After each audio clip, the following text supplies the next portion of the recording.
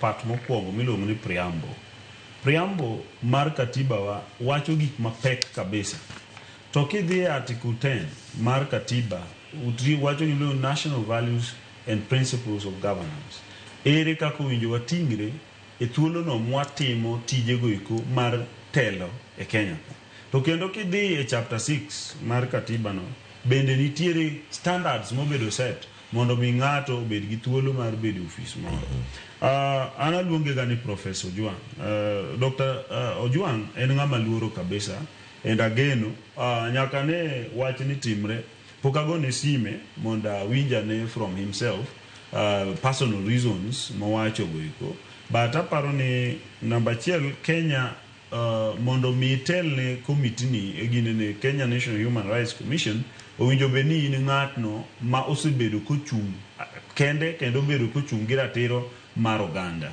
Kia isebedo kiseegemea upande moro to nyiso ni nyalo bedo ni ok inyal chung' ne ratiro go eko midwaro. Koro miyo Professor Ojwang o Dr. Ojwang osebedo ka tiyo gi the government. Koro ka ne idhi dadhoge kata ka ne idhi penjo maluwore gi dwaro ne matijno, taparo ni ne en mana kare nikech ong'eyo kit penjo ma idhi penje nikech entiere machiegni gi sirikal.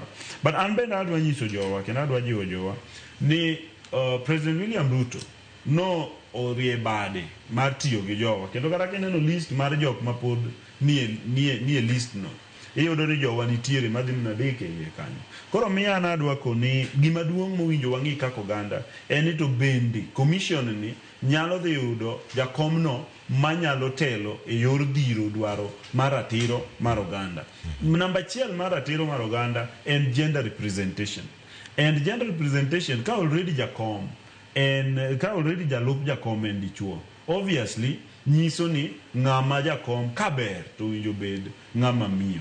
Koro miyo an ageno kata king'iyo most of governors or governments magwa winjo bed ni adieri ka kom mar jakom obedo miyo to dichuo winjo bedi and the other way around. Ok adwa comment much on that. Ban gima dwaro kiwacho ni ene wach is it wachwa mogik koso anyalo wang' na chaka yud thuolo kije na wrap up nikech adwa wrap up gi main agenda ma wabiro ni ka ano waje na pano ng'eyo maler about weche mag human rights kare mano yena mondo mi aduogi ni mondo mi awatieke koro dichiel chel ka chel Tom Duku.